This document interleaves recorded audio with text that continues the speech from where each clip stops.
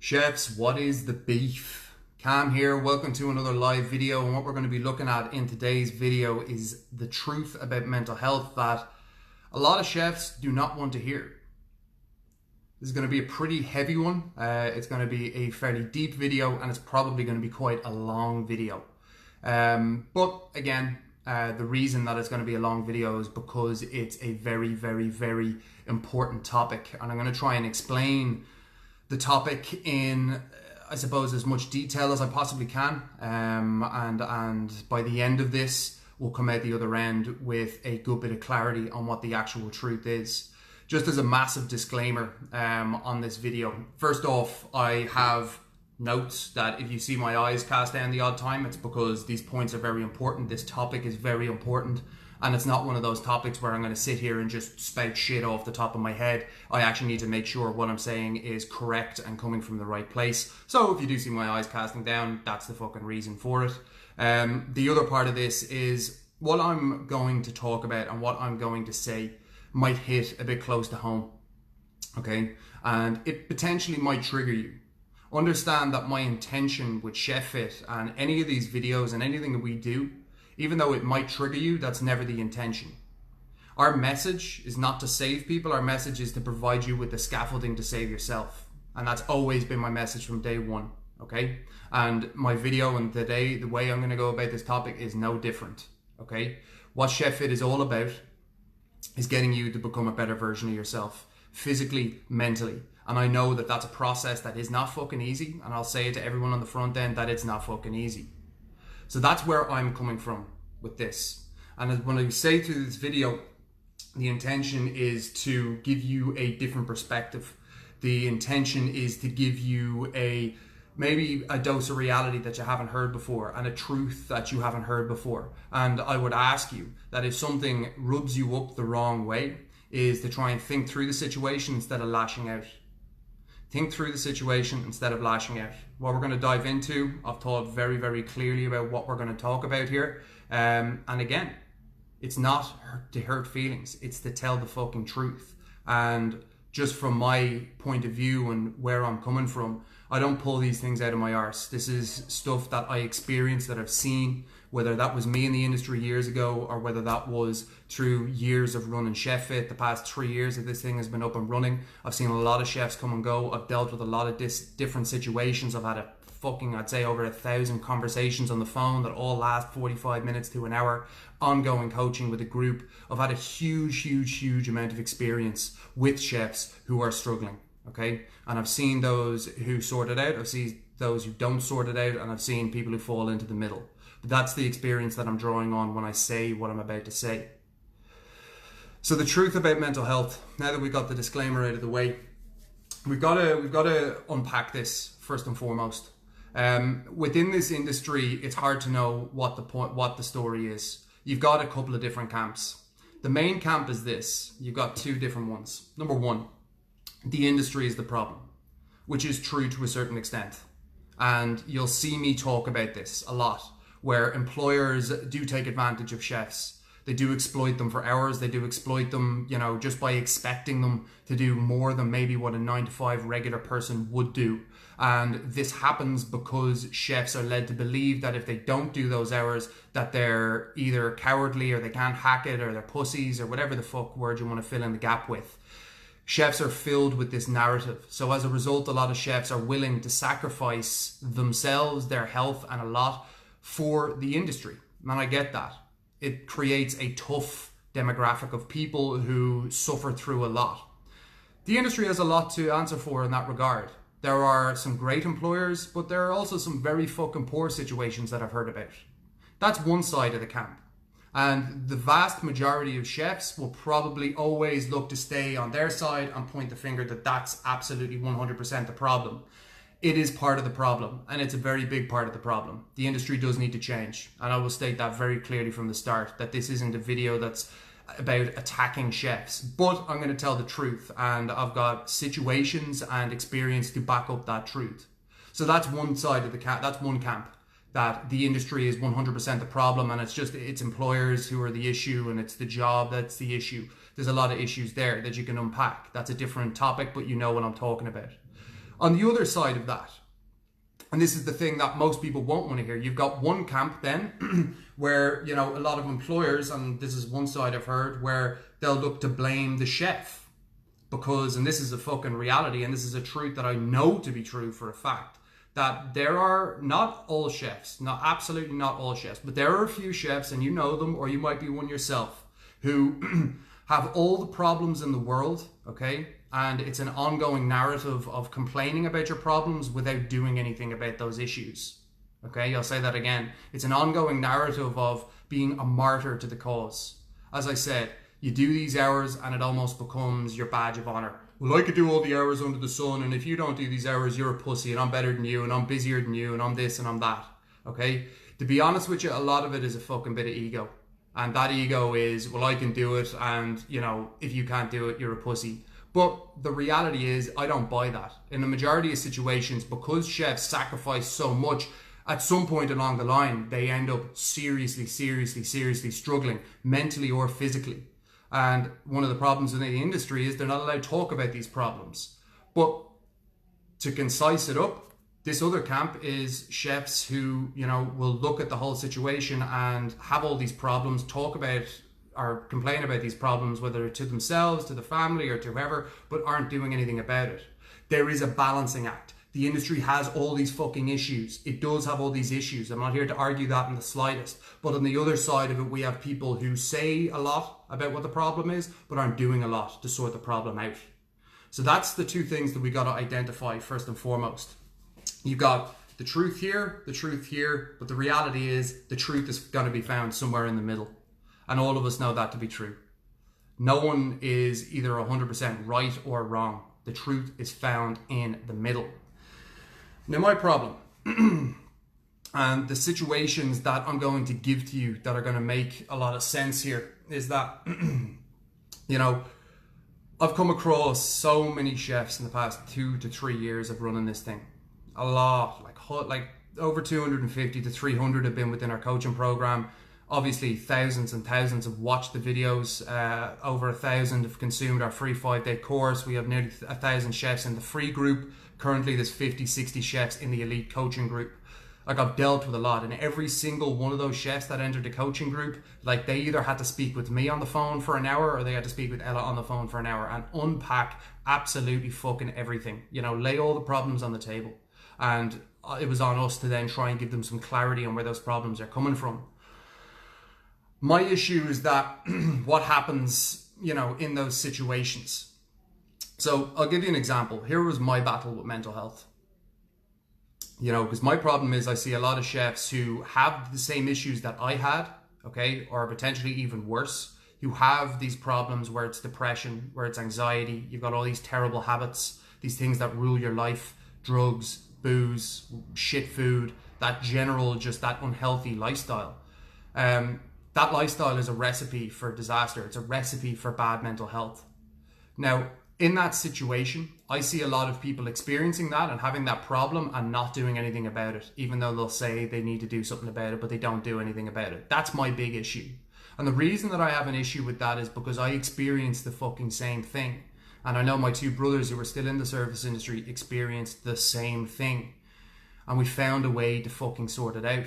So in my situation, like, my thing was every single night I would smoke weed till I was fucking nearly KO'd. I would drink every night. I would smoke cigarettes all fucking day to get through work. I wouldn't eat a proper meal. I'd be living on coffee and fucking Red Bull. I do, you know, nearly, I'd say every second week, I was fucking doing coke.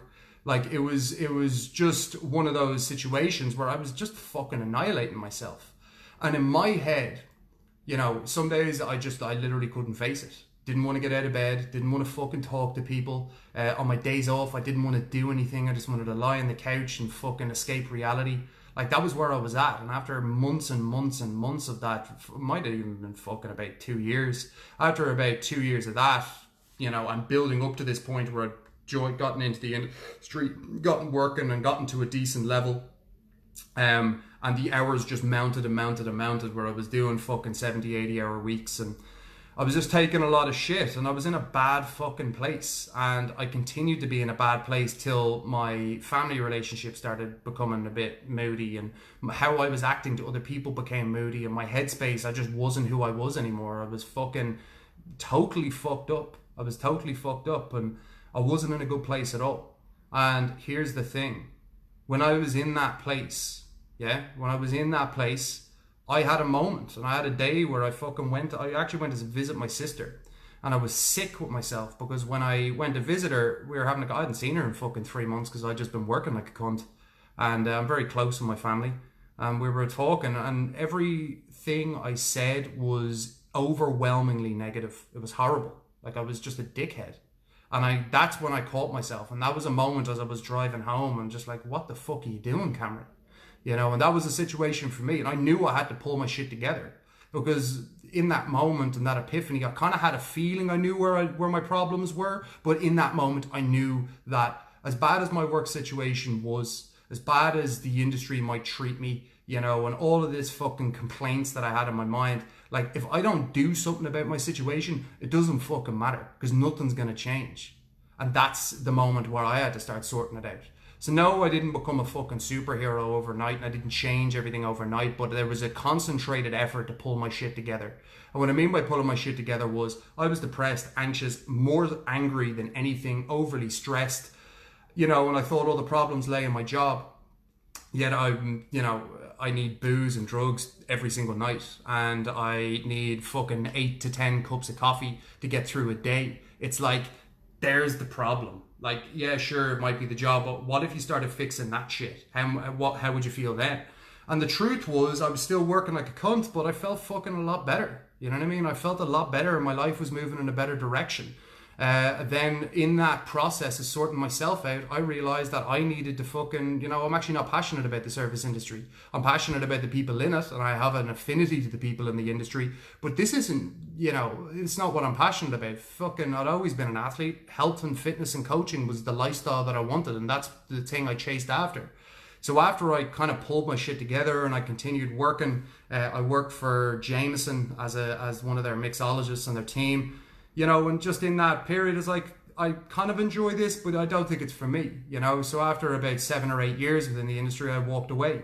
And toward that last year was probably my biggest learning experience of all these problems, mental health, physical fucking health ruined. And I had to pull it together.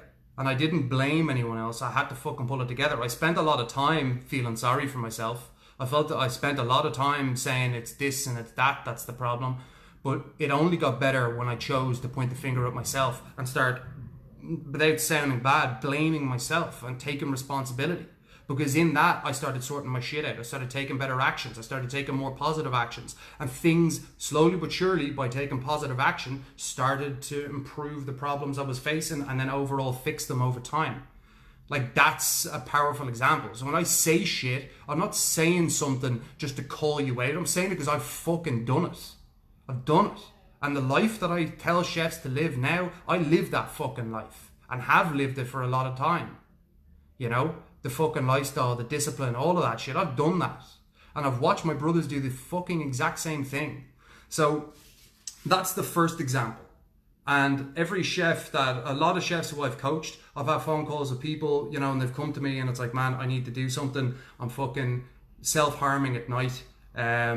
You know, I've had thoughts of suicide. I've had thoughts of fucking, you know, I'm so anxious some days that I can barely get out of the car to go into work. I've spoke to chefs like that on the fucking phone, all right? And as we've spoken, and I've tried to give them clarity on it and given them an honest opinion on it, they've then made a commitment to themselves to sort it out. And they have. And I've seen chefs go from that dark place to people who, you know, you might see wins that I post up as chefs and shit like that and think that I'm talking out of my fucking arse. You think I'm talking out of my arse? I've seen that chef, that same chef that went from that place to running fucking half marathons in the gym multiple times a week, taking their family out, like living a fucking really positive, structured, disciplined, focused life. You know, so when people say it's not all about fitness, no, it's not all about fitness. It's not. It's the whole fucking lifestyle. It's embracing a new way of life. But I've seen chefs in that place make a commitment to Chef Fit and themselves. It's not about Chef Fit, but making a commitment to themselves and fucking sorting it out. right? Talking to me or talking to someone was the first step, then actioning what you've been told and changing your life, ultimately changing your lifestyle, was the key to changing that. I've seen well over 150 chefs do that in 2 or 3 years. Well over, okay? Well over. Not only did I do it, I watched them do it. So now I'm going to tell you 2 situations that I have a real fucking problem with. Yeah? Real fucking problem with. And I've seen it happen over. There's not one situation that I'm talking about. These are situations that I've seen happen multiple times. I understand by me running a page and running ChefFit that I'm going to get flack.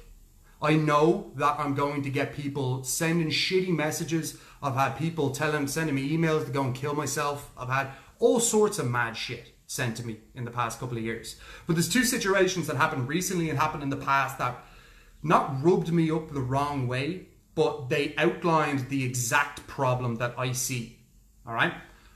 Number 1, I've had a chef who was self-harming, as many other chefs have in the past. Okay, but I had this chef who I don't know, right? I don't know him. I haven't really spoken to him that much, other than like, hey mate, how are you getting on? I think he wanted to join ChefFit, but he didn't join ChefFit, so he didn't jump on a call with me. So I just kind of, I hadn't spoken to him, and it had been about a year. I then get a message out of the blue saying I'm going to kill myself. And then I get a video from this same chef of him with a knife slicing his arm, cutting his arm and drawing blood, self-harming. And kept saying, I've got nothing to live for, I'm going to kill myself, help. And then that's it. This is me in the middle of my day, opening up my phone and getting that from someone I don't know. And it's just like, what the fuck? Okay, Jesus. And bear in mind, I'm not a counselor and I'm not a hotline. This is not what I do. I'm a coach and I help chefs with their lifestyle and working through problems, but like, I'm not a hotline. So this isn't what I specialize in, but I do my fucking best because I understand the situation that I'm in with that person. So I'm talking him down off the ledge, and I'm doing my best to try and just fucking console him and make sure that he's not making a stupid decision on topping himself. And I'm, you know, fucking, you've got something to fight for. I'm here for you. Just like, stay with me here. And, you know, got him to dial up a hotline. Didn't want to dial up the hotline. I was like, ring the fucking hotline now. Ring it now. So got him to do that. The cops are called. You know, and it kind of pulled him out of that situation. From then on, and this is me, I don't know this person. I didn't know this person. They weren't in ChefFit. Like, there wasn't a connection here. This is just someone who kind of watched videos and then sent me a message one night when they were fucking in rags. It's like, Jesus, okay, that was pretty heavy, and that's happened before as well.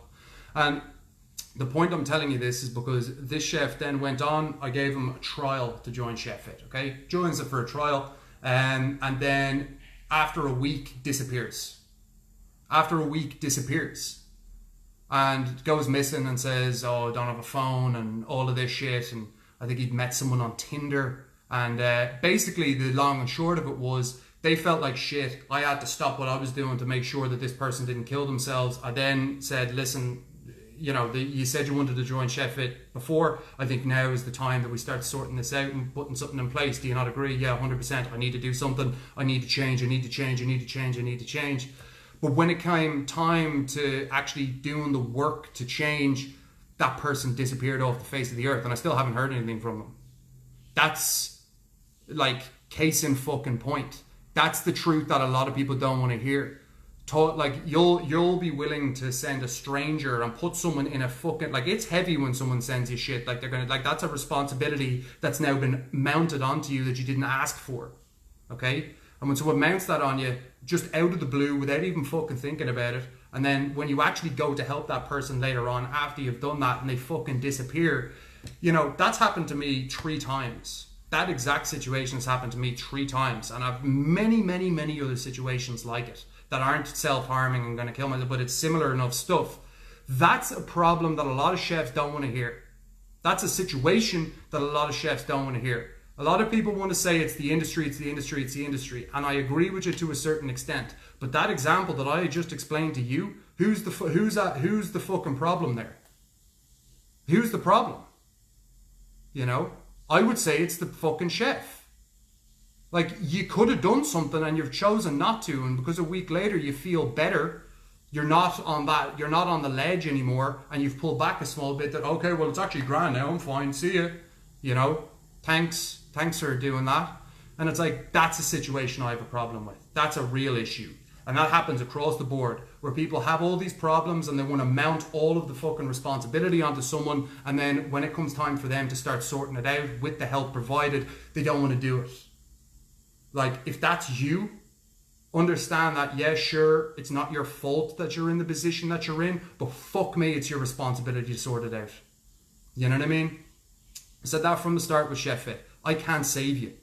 I provide you with the scaffolding to save yourself, but I can't save you. I can't show up into your life and make you do it. You have to do it yourself. So that's the first example that I really have an issue with. The second example, I got a message the other day from a chef. I've had this happen to me several times as well, where this chef sends me a message, and long and short of it is the conversation kind of starts off a bit moody. You know, it's a bit like, oh Jesus, like there's something's a bit intense here. I don't really know what. And it was something along the lines of, you know, I need to stop. Mental health is such a problem in this industry, and you know, kept going on and on about that. And I was like, man, I totally agree with you. There's a lot of unfair things here. I suppose from my point of view, like, we try and provide chefs with some kind of practical steps to improve their lifestyle and their life and their situation. And I thought this guy was inquiring about joining us, because that's probably one of the only reasons you should be messaging the page. If you need to talk, I get it, I'll do my best, but like, that's not what we do. And like, this guy again going on and on and on, and then it slowly but surely comes out that his friend had unfortunately committed suicide, or not committed suicide, but had died between suicide and substances. And I was like, fuck man, I'm so sorry, because that's indescribable pain. You know, indescribable pain when you lose someone close. It's very, very, very fucking tough to deal with. I get it. And your brain can go in all sorts of places. But this same chef then continues on and says, I tried to call your number off the page and it didn't work. And therefore my friend died. And I'm like, what the fuck are you talking about, man? What? Sorry, like, man, I'm really sorry about your loss, but what you mean you tried to? And it's like, as soon as his mate, I think before his friend had died or after the mate had died, he had tried to call the number that was on the Chef Fit page. A fucking genuine mistake. I changed the number because I've moved to Australia for a couple of months, and regardless, that's not a hotline, that's my number if you want to text me and get involved in the program. And basically the long and short of the conversation was, my friend died, the industry's fucked, and this is your fault because you didn't answer the phone. And I'm kind of, again, like in the middle of my day, just like checking the message, like, fuck me, man. Man, again, I'm sorry, it's a genuine mistake, but are you saying that because I didn't pick up the phone that your friend is dead? Like, is that what you're telling me? Oh, but when you put it like that, it's fucking, you know, like, I don't feel like a bit of an asshole now. But still wasn't backing down from what he was saying, but still suggesting that it was because I didn't pick up the phone. And it's like, not once did this person ever take responsibility of the fact that maybe they could have done something for their friend. And I don't know the situation, but to go and have a go at a stranger or someone like me because I have a page related to chefs, have a go at people like me because, you know, something bad happened. Again, like, that's, what are you doing about the situation?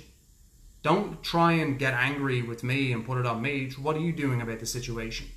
And this is something that these are not once-off situations I'm talking about. These happen all the fucking time. Suicide's a real problem in this industry. It's fucking terrible. 20%, so I think it's 20,000 chefs leave the industry every year. That's 10% of the overall workforce in hospitality in the UK walks away from the job every year, and it's just chefs alone. That is a big issue, and those are some fucking scary statistics. And the reality that I want to deliver to you, because I've explained what my message is, what I've experienced, what I've coached chefs to experience, but also what I've received from chefs that I find extremely, extremely poor, and it's very common. Okay? And this is the harsh reality that nobody wants to talk about when it comes to mental health. If you've got a fucking problem, okay? If you've got a problem, there are ways to solve that problem. If you've got a problem, there are ways to solve that problem. But the only way that it's actually going to happen is that if you're willing to take responsibility of it and try and find ways to sort it out. That's the only way it's going to happen. Like, no one can step into your life and do the thing for you. Whatever it is that needs to be done, no one can step in and do it for you. That's a truth that a lot of people don't want to fucking come to grips with. It's easy to say that it's all the industry. Majority of it is the industry. But, like, are you doing something to make your situation worse, or are you doing something to make your situation better? That's my question. And if you're doing stuff to make your situation worse, then please stop complaining about the situation. Do you know what I mean? It was like me back in the fucking day. Like, my life is so shit. I fucking hate I hate my boss. I hate this person I work with. I fucking hate life. I hate all of this shit. I'm really struggling right now. Why doesn't anyone understand why I'm struggling? Why doesn't anyone fucking... And it's all about me. But I never questioned when I was home that night smoking a 2-skin fucking blunt and sending myself onto fucking, you know, cloud 9, and then drinking fucking 5 or 6 whiskeys back to back on a Tuesday night because I finished my first service of the week.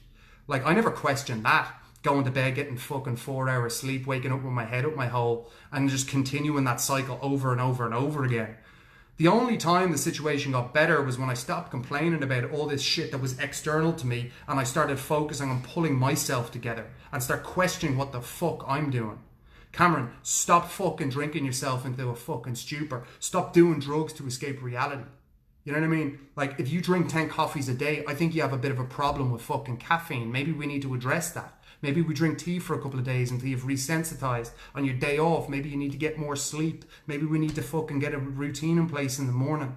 Like, as soon as I started thinking like that, stuff started getting better. Stuff started getting better for me. You know, and that's just the momentum that I've carried out. Like, everybody feels these pains. Everyone feels these struggles. And when you're in a space where your mental health is bad, it can be very easy to think that there's nothing you can do. And I'm going to tell you one thing right now that you need to take away from this. That the worst thing you can do is identify with the problem. If you experience depression or a bout of depression, which a lot of people do in varying degrees of intensity. For some people, the level of depression is like, my dog just died times 20. For some people, the level of depression is, you know, you're a bit numb, but you're not at that fucking, you're not at your wit's end, let's say. Like, in those situations, if you identify with the problem, instead of saying, I'm someone experiencing depression, instead you're going, I'm just a depressed person. Or instead of saying, I'm experiencing some anxiety here, I'm an anxious person. Well, what you've done is you've just signed, sealed, and delivered the fucking death notice of saying, well, I'm just a depressed person because this is just who I am. Yeah, I'm just an anxious person. This is just who I am. And that is a trend that so many wankers on social media, not chefs, people in general, have, you know, benefited from because they get attention for saying that they've got a struggle, and it's really fucked up the conversation about things. But what I'm saying to you is, don't identify with the problem. Okay, separate yourself from the problem, see it for what it is, which is it's something that you're experiencing and feeling, and see it as a thing or a state that can be changed. Yeah, so when I think about when I struggled, last week Thursday, I had a really fucking shocking day. And sometimes I can't put my finger on why I feel that way. I just felt empty, I felt hollow, I felt numb. I didn't want to talk to anyone. I wanted to fucking, you know, either open a bottle of whiskey or fucking just lie on the couch and just like shut off. Like, that's where I was in my head. And there was all different reasons for that. When I experience that now, because I've been able to overcome it in the past, yeah? Because I've been able to overcome that in the past, when I experience those feelings and I have days like that, my key is, what can I do to make it okay now and ensure that I'm not there tomorrow? For me, and literally, like, this was my fucking reflection last Thursday. There it is, boom, on a fucking page. Like, that was when I was feeling depressed and I mapped out everything. How am I feeling? Why am I feeling those things? You know what I mean? What's the story I'm telling myself as a result of how I feel? And then what are the facts? What did I not do that I should have done? And in that, I got clarity on, ultimately, this is what I feel and the reason for feeling it, and this is what I need to do to feel the way I want to feel tomorrow. And then I just action those things and I organize it and I get it into space. And instead of identifying, saying, well, I'm just a depressed person, I go, no, tomorrow I'm not going to fucking feel like this, and this is what I'm going to do to ensure that that happens.